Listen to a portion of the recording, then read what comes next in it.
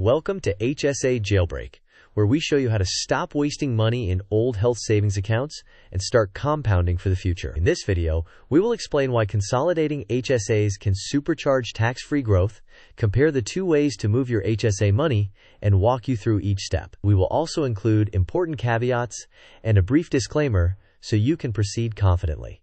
Let's get started. Here is today's plan.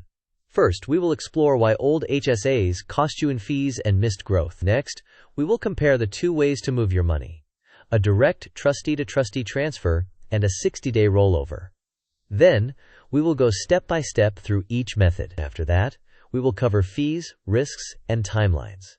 We will also test your understanding with quick quizzes.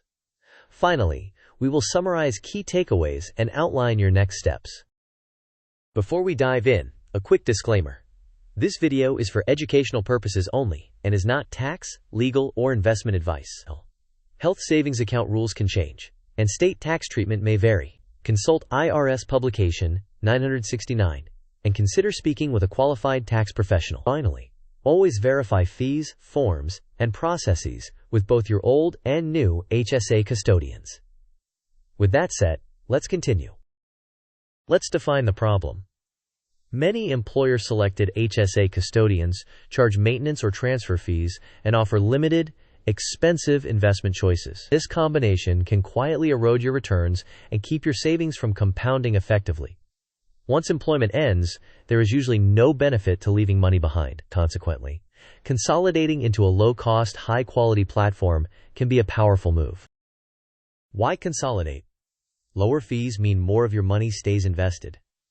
Better investment menus at major brokerages typically offer low-cost index funds and broader choices. Having a single account reduces errors and inertia because there is only one login, one statement, and one plan.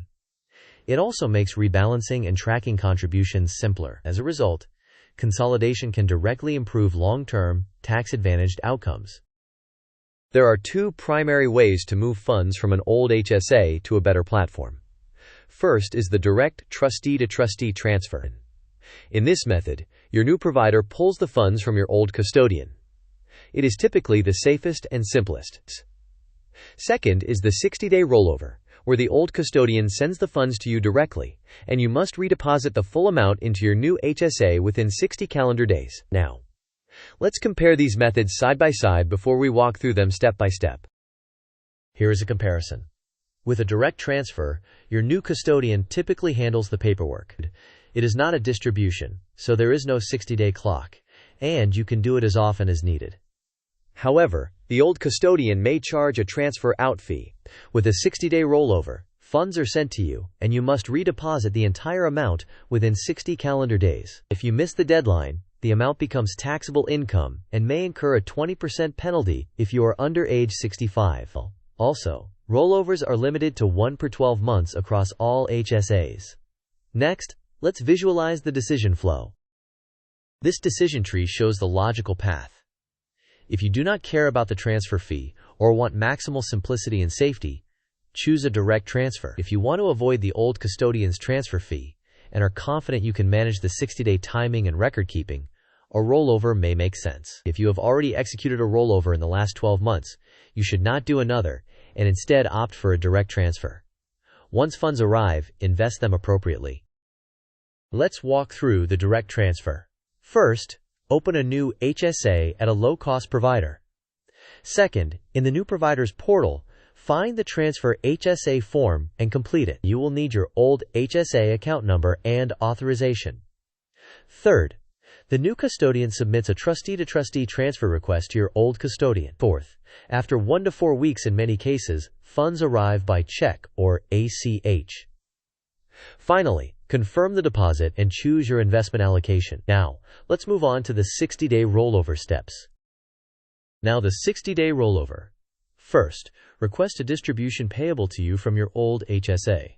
Second, ensure your new HSA is open and ready to receive the rollover. Third, deposit the full gross amount into the new HSA within 60 calendar days of receiving the funds. Fourth, meticulously track dates and amounts and retain all confirmations. Finally, remember that you are limited to one rollover every 12 months across all HSAs. If in doubt, use a direct transfer instead. Next, let's review common fees and gotchas. Here's a quick comparison table. For direct transfers, old custodians often charge $25 to $50. There is no tax reporting because it is not a distribution, there is no deadline, and frequency is unlimited. Administrative effort is low because the new custodian handles the process. For rollovers, fees are typically low, but the distribution is reported, and you must redeposit to avoid taxable income. The deadline is 60 calendar days, and there is a 1 per 12 months limit across all HSAs. Administrative effort is moderate to high, because you must manage dates and documentation. Quiz time. Which method does not create a distribution and therefore does not start a 60-day clock? Option A is direct trustee-to-trustee transfer. Option B is the 60-day rollover. Option C says either method starts a 60-day clock. Option D says neither method involves tax reporting. You may pause the video now to think about the answer. We will discuss the answer in the next section of the video. The correct answer is A, the direct trustee-to-trustee transfer. It is not treated as a distribution, so there is no 60-day clock, and there is generally no tax reporting. By contrast, a rollover is a distribution to you that must be redeposited within 60 days to avoid taxes and potential penalties. Next, let's reinforce the tax rules you must know. Here are the key tax rules. If you miss the 60-day rollover window, the amount becomes taxable income and may incur a 20% penalty if you are under age 65. If you are over 65 or disabled, the penalty does not apply, but ordinary income tax still does if the funds were not used for qualified medical expenses. You are limited to one rollover per 12 months across all HSAs, whereas direct transfers are unlimited.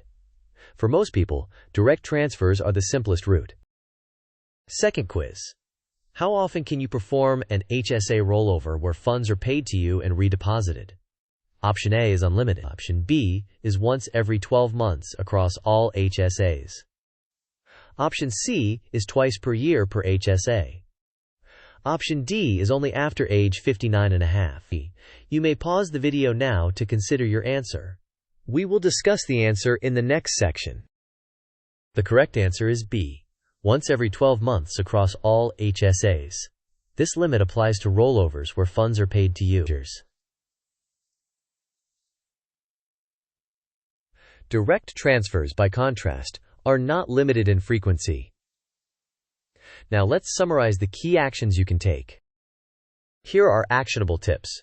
Prefer direct transfers because they are simple and safe. Use a rollover only when avoiding fees justifies the added work, and you can confidently track the 60-day clock. Consolidate accounts after job changes so your funds keep compounding rather than sitting idle. Ask your new custodian for help, because they are motivated to guide you. Finally, once the money lands, choose a low-cost, diversified investment allocation aligned with your plan. Let's wrap up.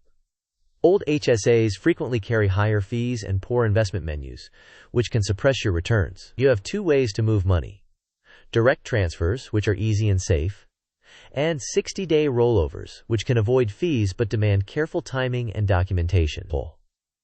Always respect the 60-day clock and the 1 per 12 months rule for rollovers. Ultimately, consolidate to a low-cost, high-quality platform and invest for long-term, tax-advantaged growth. As a final visual, remember those coins climbing higher as your fees drop. Thanks for watching. If this video helped you break free from costly old HSAs, please like the video, share it with someone who needs it, and subscribe for more clear, practical money content. In the comments, share your experience consolidating HSAs, which providers you tried, and any tips others should know. See you in the next one.